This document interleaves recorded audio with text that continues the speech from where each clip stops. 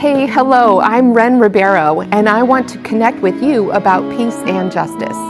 We are interviewing women who labor for peace, as we have forever and always will, until we all feel peace in our homes, our workplaces, our communities, and especially our bodies and minds.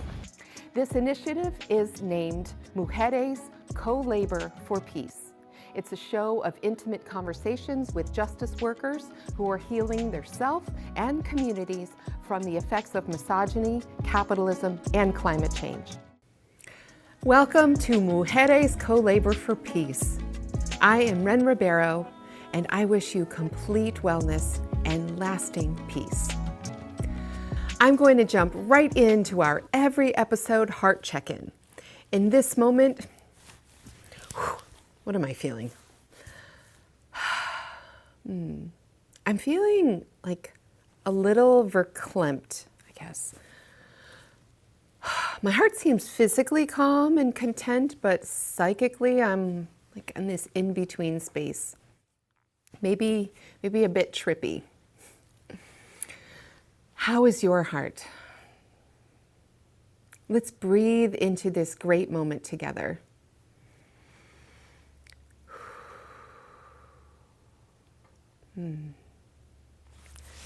Over the past 20 episodes, remember episode 1.5, making this technically our 21st, we've had a number of amazing show guests who have reflected on their co-labors, their collaborations for peace, including direct action like Mary McClintock's weekly ongoing peace vigils in Greenfield since 2002, and Renee Toll-Dubois' mindful farming and her seasonal ceremonies. We've heard from Emily Kawano, Sarah Asefa, and Darnell Adams about their work in the solidarity economy, focused on worker-owned cooperatives, power building, housing equity, and food sovereignty. Allison Luke shared personal experience with frameworks of understanding psychological safety, and Bitsy Joy Bentley spoke to her efforts in clay arts and cultural harm reduction. Professor Cassidy Sugimoto spoke to her incredible research to build equity for women in all sciences. And Susan Raffo spoke to her life's work as a healing practitioner on the individual, the communal, the historical, and the ancestral levels. While it feels like I'm now beginning to sprout as a seedling host of this MC4P podcast and put roots down toward the healing of the effects of misogyny, capitalism, and climate change, it also feels like it is time for me to pause, to do some reflection vis-a-vis my own InnerFortune journaling practice. So I intend to bring excerpts or whole episodes into public spaces like schools and libraries, where we can view and discuss together some or all of the themes in these season 1 episodes. And I have a lot of work to do to begin promoting the show. Having owned a marketing business years ago, one might think I would have done this concurrently with the release of each episode, particularly timely ones like the climate episode around Earth Day. But I'm listening and following my heart's intuition. I'd like to do 3 things with this final season 1 episode. 1, offer up a brief recap of each episode of Mujéres Co-Labor for Peace, which I may or may not cut out for time. 2, share a few meaningful excerpts of the very big document I wrote that serves as the foundation of this show. And 3, share a bit about a woman who has dedicated her life to the very end to healing some of the effects of capitalism through labor organizing, with great trials and celebrations for all of us to reflect on. Here are the thumbnail images of each episode with title and short description. The first episode, What is Misogyny? Featuring the work of Kate Mann, Melissa Emery Thompson, Andrea Dworkin, Gerda Lerner, and more. 1.5, Grief and Misogyny, featuring Madonna, Centering Sisters LLC, Claudine Gay, and an InnerFortune journaling and self-reflection tool called Using Your Wits, which is in the thought section. The second episode is Primal Healing of Misogyny, featuring matrilineal primate societies, biomimicry, Audre Lorde, Angela Saini, Charlotte Perkins Gilman, and more.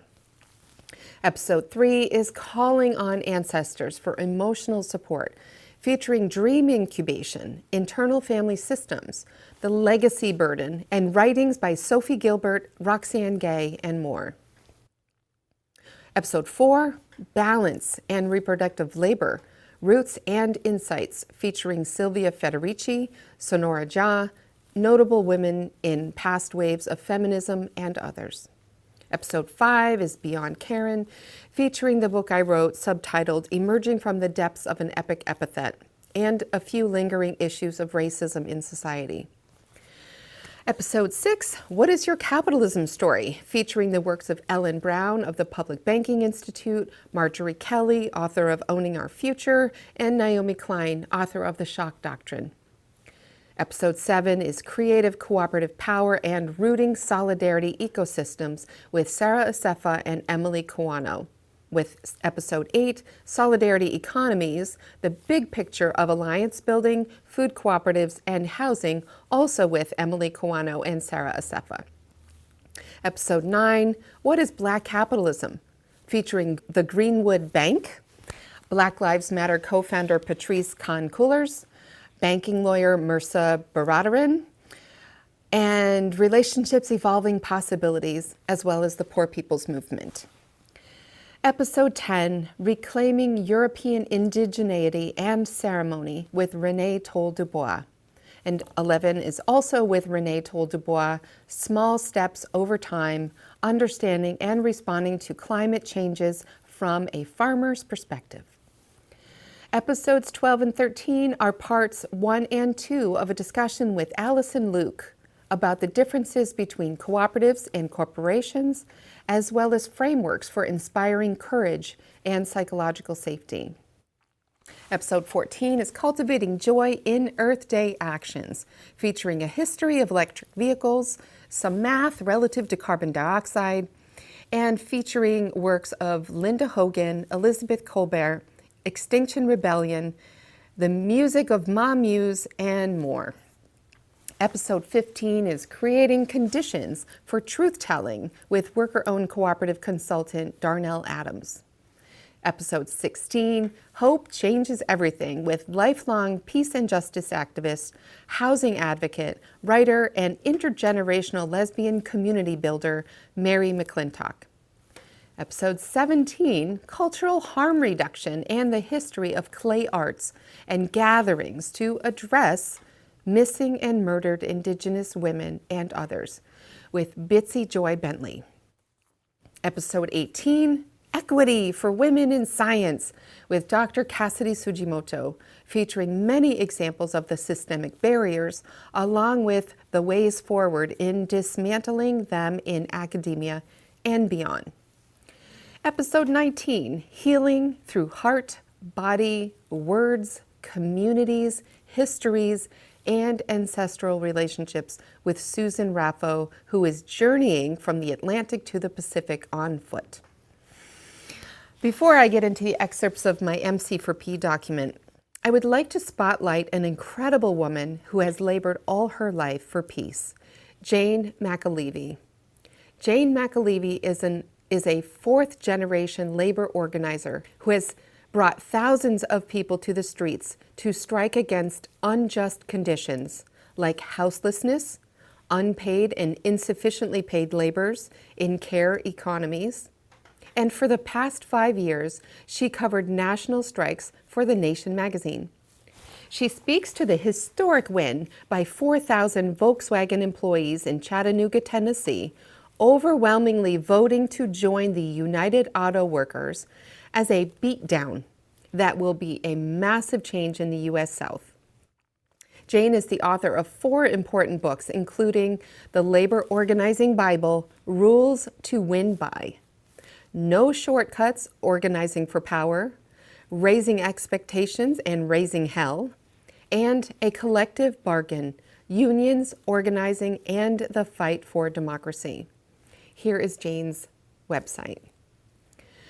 She has just completed, or perhaps cut short, a media tour to speak to some of the inspiring unionizing wins and fights across the United States due to a very hard battle with cancer. Wishing you great peace, Jane. In the last stretch of 2023, I wrote a womanifesto called Mujéres Co-Labor for Peace. Gaza was and still is under siege. Hate crimes were off the charts, and I had consumed so many statistics of injustice that I was entirely full up, only able to shake all the agitation off by attending and dancing my heart out at a concert by BCUC, the Voice of Soweto. I'll play a bit of their magic at the end of this episode. First, here are 6 threads from my MC4P womanifesto that I would like to weave into the threads or co-labors of other peace workers, including the sense of weaving alongside similar weavers as a sense of connection and collaboration, as a vibrational wavelength or perhaps weave length. 1. When an individual journey resonates or ripples out like a natural body of water, it satisfies the soul. 2. When the effects of misogyny, intrinsic and adjacent to the ignorance, which perpetuates an experience of separation from spirit in many culturally muddled spaces, when the effects of misogyny are courageously faced, understood, and healed, the labors to address change at this level will create peace. 3. The pervasive messaging from media and certain religions and other power institutions propping up the culture of capitalism, insinuating that women are the weaker sex, is only disproved through the outrage us emotional labors that give women the self-determination to vocalize truth in the pursuits of peace and justice. 4. Asking ourselves questions, not just hard questions about capitalism, asking why is this so, is a basic human process, one that undergirds our capacity for steady life skill development. Life skills are things like cooking meals and cleaning up after ourselves. Life skills are not developing algorithms to capitalize on people's behaviors. 5. If one studies capitalism, or its equivalent, privatization, it is not hard to get lost in deep theoretical comparisons between economic frameworks. But if one feels the way capitalism has and does affect their life, they may be able to embody an understanding that informs behaviors in the marketplace. For starters, we can ask ourselves questions like, how does something private feel in comparison to something communal? 6, we literally vibrate at higher frequencies when we solve problems together. Our cells get excited, moving with ease and flowing in harmony when we collaborate, co-labor in the service of shared needs. And here are a few ideas that also come from this Mujéres Co-Labor for Peace womanifesto.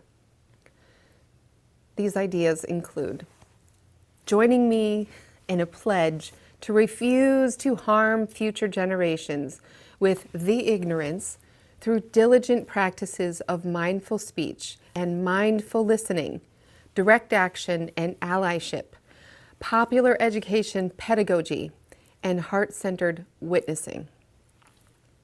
Here's another one. Let's together seek to lighten the hearts of those suffering the ignorance, knowing that power is so deeply enmeshed with wealth, and knowing that questing for healing on behalf of one another, including those of us whose perception of safety comes through questing for power, requires movement partners, movements of movement partners, united in truth, in reconciliation, and for peace. Let's give thanks to the healing labors of the most culturally resilient across the world. Through these co-labors, the ways in which hurt people are becoming clearer. Let's give thanks for justice workers, able to hold space for healing, even the generationally resistant pain felt by perpetrators of injustice. Justice workers are peacekeepers with hearts that radiate deep truth. Their labors help some who are overburdened by dominant racial and gender constructs begin to explore psychological safety with hearts that radiate deep truth. To co-labor for deep truth is to immerse oneself in the understanding that colonizers were the first victims of colonization, that their hearts, too, must be healed. We are all held by the ancestors. They and all of spirit creation are fully at the helm of our peaceful interbeing. I really like that one. So, the day after the BCUC concert, I participated in an online conference, and afterwards, after an embodiment exercise, I stood and felt my grandmothers, my many grandmothers around me. I felt their support for MC4P, and in fact, I heard them name this show, Mujéres Co-Labor for Peace, as a whisper in my head, as a gift, as an invitation, or a blending of many efforts over the past 18 months and 18 years of my life. I am Wren Ribeiro, and I thank you so very much for joining in this season of Mujéres Co-Labor for Peace. I'll close this final episode of Season 1 with a few words of Simone Weil, an arousing place-based tribute to Soweto by BCUC. Even if our efforts of attention seem for years to be producing no result, one day a light that is in exact proportion to them will flood the soul. This initiative is supported by InnerFortune, the full-life self-coaching journal that is now digital. Join us for peace, and thank you for your heart.